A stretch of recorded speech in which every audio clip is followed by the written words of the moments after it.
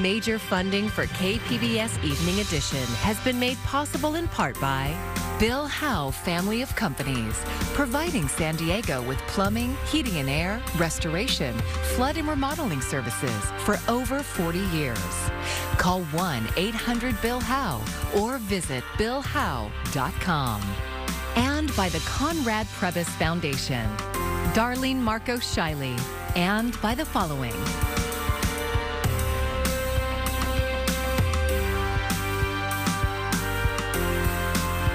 And by viewers like you. Thank you.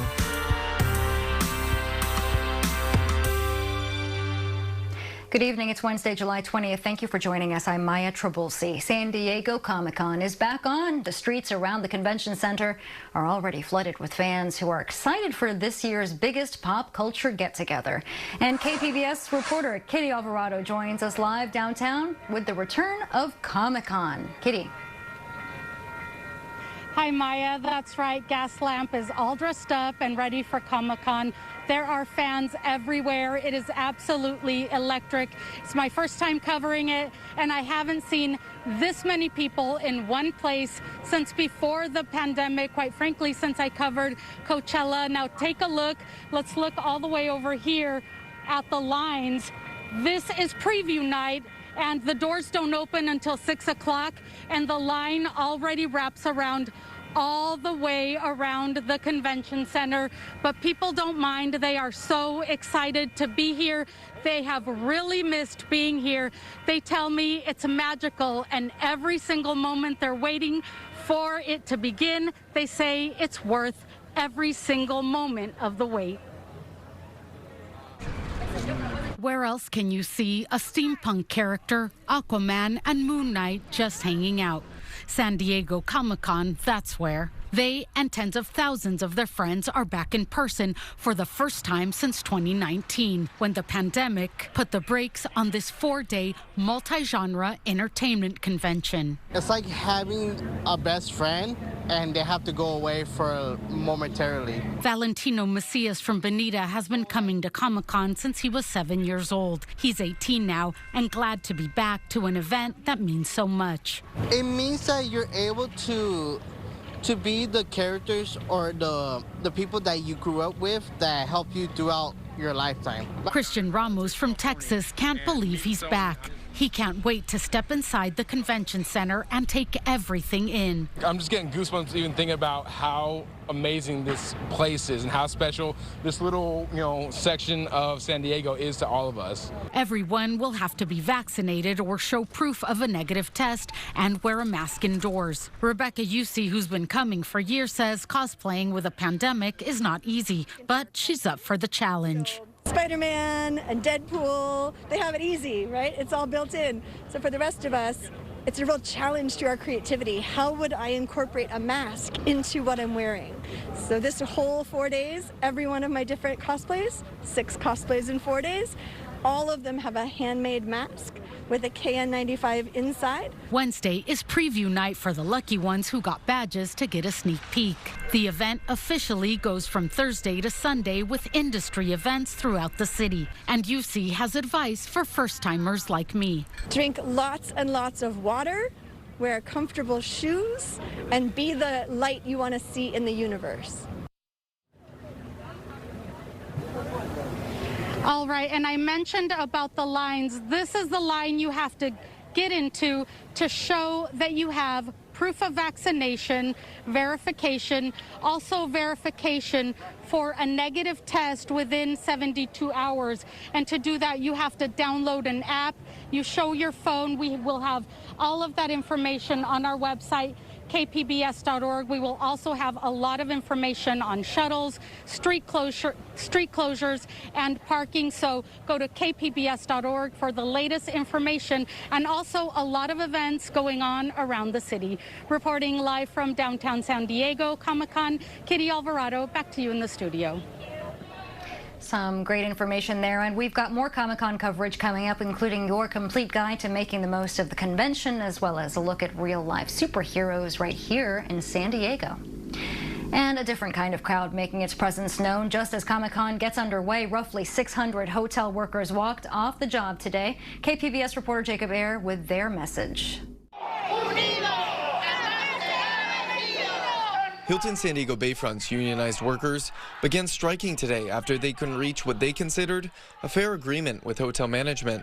San Isidro resident Leticia Diaz Morales has worked as a housekeeper at the hotel for the past 3 years.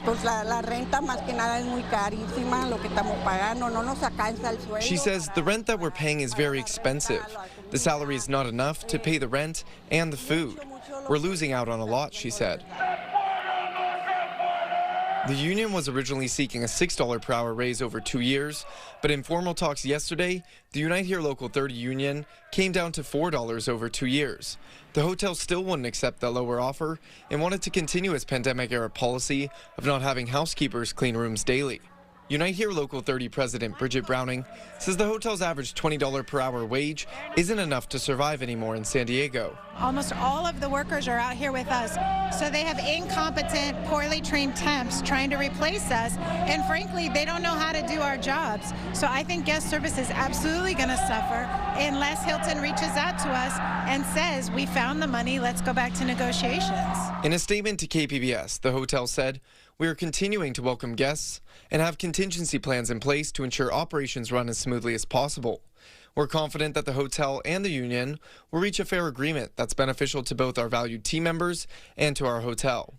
Nick Hornbaker is in town from Arizona and staying at the Hilton Bayfront Hotel with his wife to enjoy Comic-Con. They've both been to multiple Comic-Con events, and this is their first time staying at the Bayfront, but they're not too bothered by the strike. You get a little bit of noise, a little bit less room cleaning. I don't really mind either of those things. Usually we just hide all our stuff that we got from the con in the room anyway, and we put a do not disturb sign on, so it doesn't really mind me that the room's not going to be clean. And then we just happen to be high up enough that it's not even that loud, so it's not really affecting us that much. Browning says they're prepared to stay on strike as long as necessary and don't plan to budge from their $4 per hour raise or the reinstatement of daily room cleanings. Jacob Ayer, KPBS News. San Diegans will soon have another COVID vaccine option available. The vaccine from Novavax has been approved by the CDC and it will soon be at local clinics. Federal regulators say it can be up to 90% effective at reducing severe disease. The addition comes during a summer surge in cases that's landed our county in the CDC's high-risk tier. The uptick in cases has spurred some schools and local military bases to require masks indoors again. Dr. Eric Topol from the Scripps Translational Institute told KPBS Midday Edition the response from local health officials to the uptick has been disappointing. The problem is the virus is so hyper-infectious, and we're just playing into its properties by not masking up, by not, particularly indoors, but possibly even outdoors, by not using our tools of ventilation, filtration, and distancing. These things help. Topol says with all the at-home testing, numbers are certainly higher than we know. He expects cases and hospitalizations to continue to rise with the prevalence of the BA.5 variant. Tens of thousands of kids went back to school today in the South Bay. For most, classes started later than usual. KPBS education reporter MG Perez with more on the new late start schedule and the consequences. The buses are rolling again, and there's time for a goodbye kiss and a picture-perfect moment on this first day of classes here at Castle Park Middle School. Are you ready? I'm kind of nervous. I'm nervous too. Oh my gosh, you're going to be great. Bill Walsh is the principal here.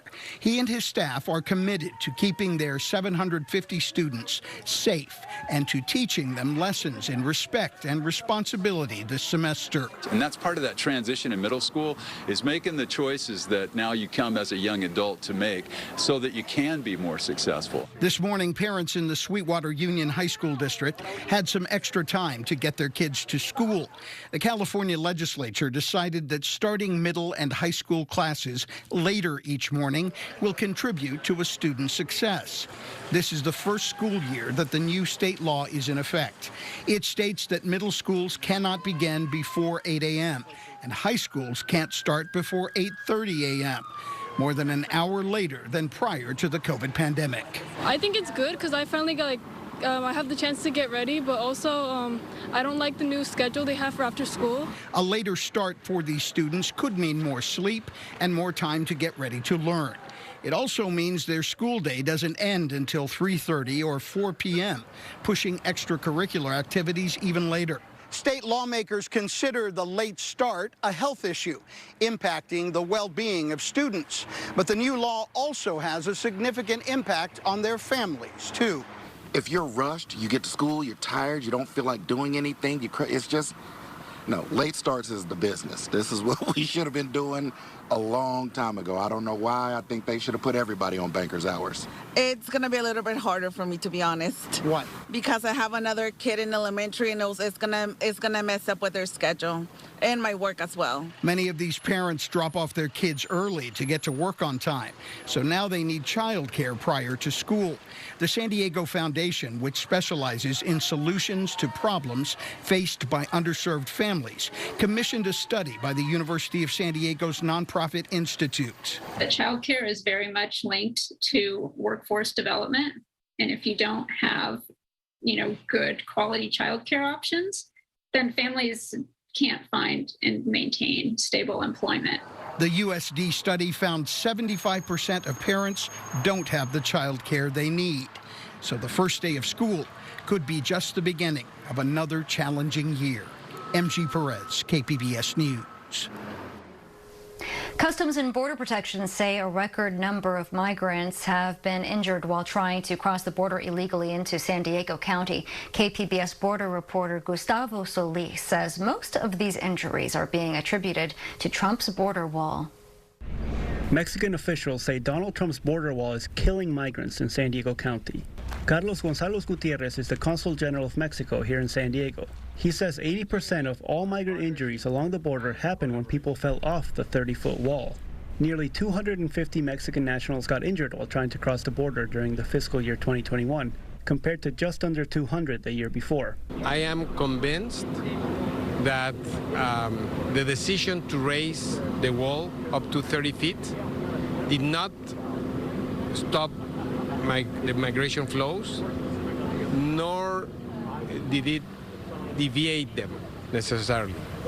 But it certainly increased the number of people who were seriously injured in their attempt to cross.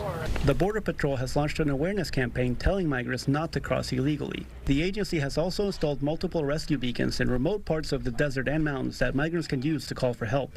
The Border Patrol's acting Deputy Chief Patrol Agent, Patricia McGurk-Daniel, blames smugglers for trying to profit from desperate migrants. I can tell you that whether it's a wall, whether it's the ocean, whether it's the desert terrain, whether it's the mountains where frigid temperatures can drop and people can get hypothermia, smugglers will continue to push their commodities through without any disregard for the health and safety of those that they push through into our communities. However, advocates say policies that limit legal migration, like Title 42, actually encourage desperate migrants to cross illegally.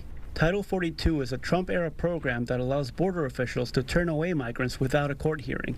McGurk-Daniel says Border Patrol agents have to enforce laws passed by Congress.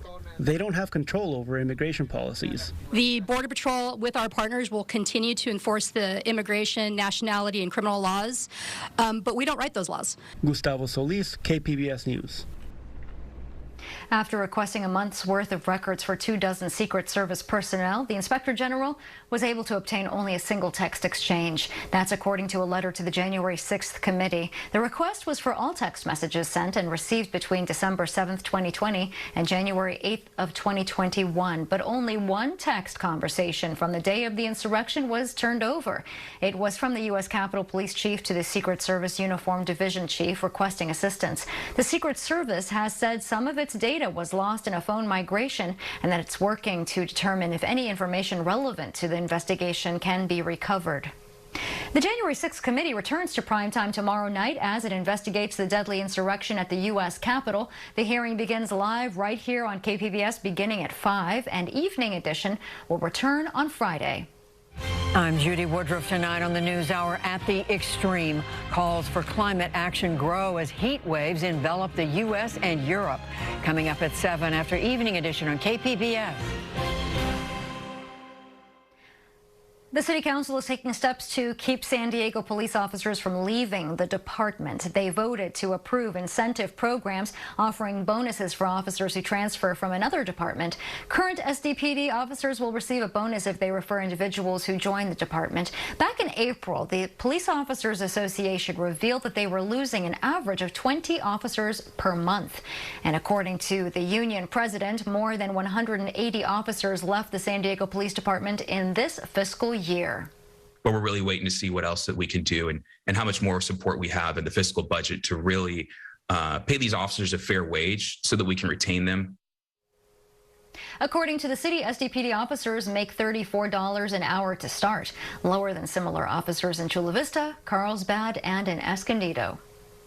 We're getting an updated look at the proposed Seaport San Diego makeover. Fresh renderings emphasizing the waterfront experiences were released ahead of a public workshop set for tomorrow. The developer is hoping the revisions will address comments and concerns raised by the Port of San Diego commissioners while seeking additional public and commissioner feedback. It's looking to securing preliminary project approval before the end of the year. The development includes 16 acres of parks and open space, more than 2,000 hotel rooms, an aquarium, as well as new piers and marinas.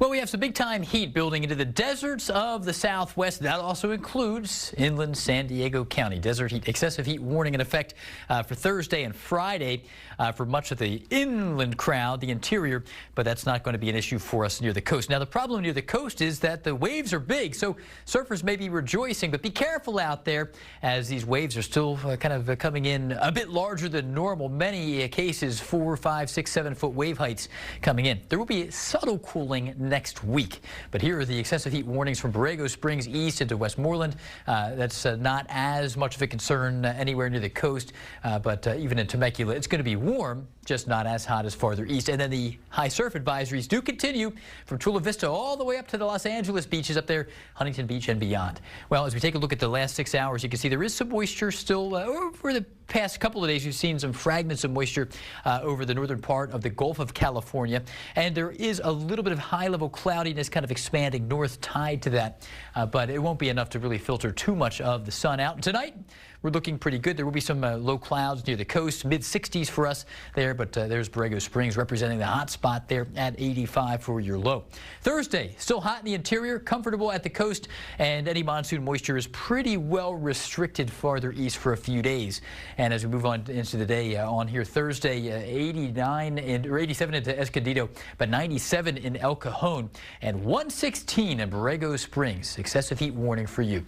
Persistent heat there through Friday as well. So at the coast, you can see just a little bit of cooling into next week. We'll shave about a degree or two off. There will be those low clouds in the mornings, patchy fog giving way to a brighter afternoon. Inland areas, upper 80s Thursday, cooling all the way down to 81 for Monday's high. There'll be a big change.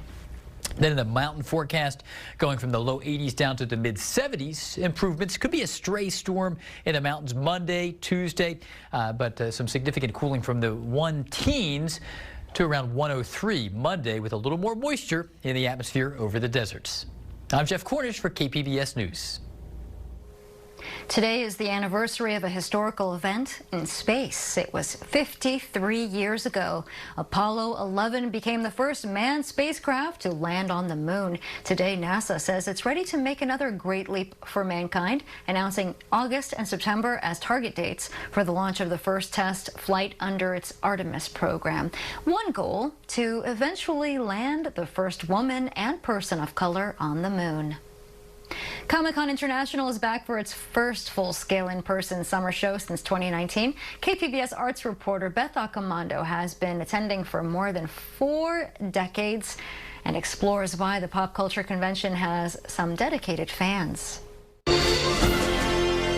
One of the things that has come to define Comic-Con in recent years is the 6,000-seat panel room known as Hall H.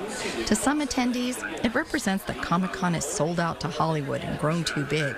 To outsiders, It's that annual insanity of people lining up and camping out overnight at the San Diego Convention Center. And to the people waiting in line, well, even they have a hard time explaining why they do it. You stare at the sidewalk, you're staring at the gravel for so long, you go into like sensory deprivation. Then if you get lucky, you get into something, and then you see something awesome, and then it's like sensory overload, and then you're just like, it feels awesome that you're part of something. I'm here for the spectacle.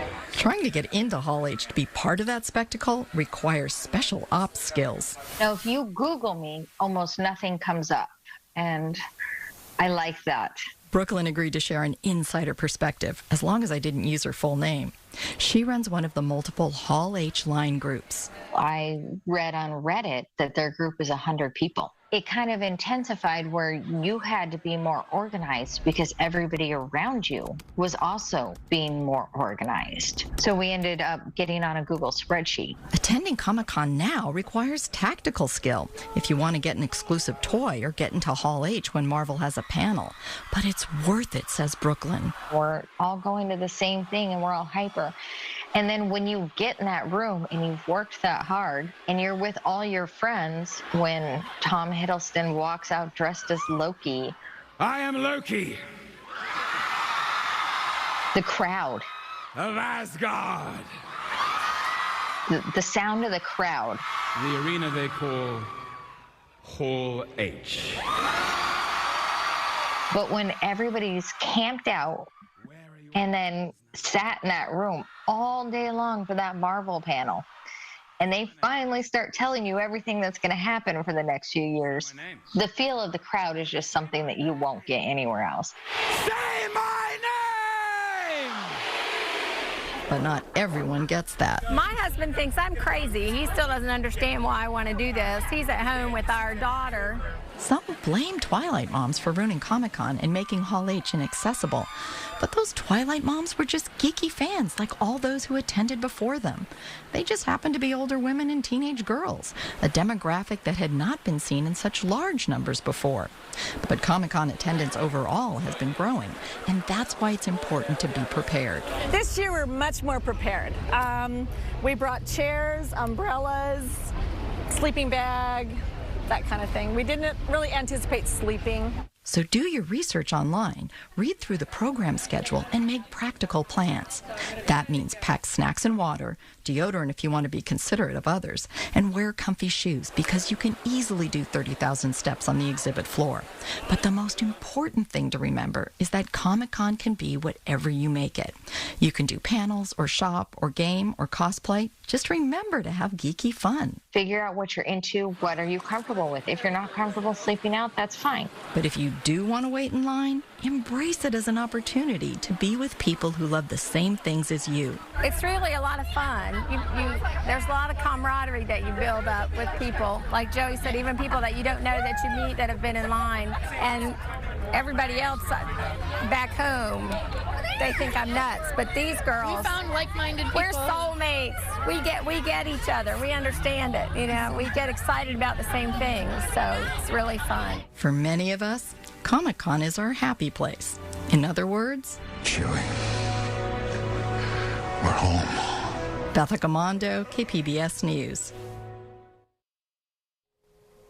And did you know that San Diego has superheroes year-round? KPBS video journalist Matthew Boulder spent some time on patrol with two of the Extreme Justice League's real-life superheroes.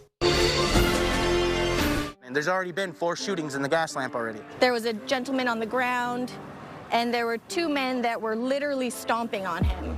I knew I had bought in to the real-life superhero concept a couple years ago when we had a serial killer in San Diego where he was setting homeless people on fire. Well, ultimately, our message is that we want to make today better than yesterday, and we want to make it better for tomorrow. So my organization, we walk around the gas lamp late at night on Friday and Saturdays and try to help people in need. All right, let's go. I'm from the Midwest. I wanted to serve my country and the world at large, so I joined the military. I was there for about 10 years. I'm a nurse by day, so my ability to assess and decide whether or not somebody's safe to go home has been an asset to the team. Let's go ahead and post up. I had a rougher upbringing growing up, experiencing homelessness myself as a child, to, you know, having to understand what it means to sleep in a trench in Afghanistan. Life growing up wasn't validating. It wasn't warm, it wasn't fuzzy, it was survival. Madam Moxie was a way of me embracing and really taking control over who I am. Let's go. It's a calling. I saw you guys a couple weeks ago at the shooting. Oh, yeah? Yeah, you guys are awesome. Thank you guys so much. Thanks, man. Any patrol that I lead through downtown San Diego will never have weapons on it. Ever. Not a stun gun, not pepper spray, less than lethal. You're not carrying a broomstick on my patrols. I'm gonna take some kids up to go watch the new DC Super Pets movie. You wanna come? If I can just have a 15-minute conversation and that might save someone's life. Call the number 211. That's a line for resources to help you get off the street if that's what you would want. Or that might, you know, help end the suffering in some way. I got 15 minutes, I can do that. Not only does the Extreme Justice League patrol San Diego's gas lamp, they also raise money for St. Jude's. So far, they say that they've raised nearly $200,000. And we are covering all things Comic-Con on our website, kpbs.org, and check out our Facebook and Instagram accounts for photos and updates from the convention. If you're feeling lucky, there's still time to take your shot at the Mega Millions jackpot. The jackpot has now skyrocketed to $630 million. The cash prize would be worth about $360 million. No winners matched all 6 numbers in last night's drawing when the prize was $555 million. And the next drawing will be on Friday. Best of luck. You can find tonight's stories on our website, kpbs.org. Thanks so much for joining us. I'm Maya Trabulsi. Good night. Major funding for KPBS Evening Edition has been made possible in part by Bill Howe Family of Companies, providing San Diego with plumbing, heating and air, restoration, flood and remodeling services for over 40 years. Call 1-800-BILL-HOWE or visit billhowe.com. And by the Conrad Prebys Foundation, Darlene Marco Shiley, and by the following.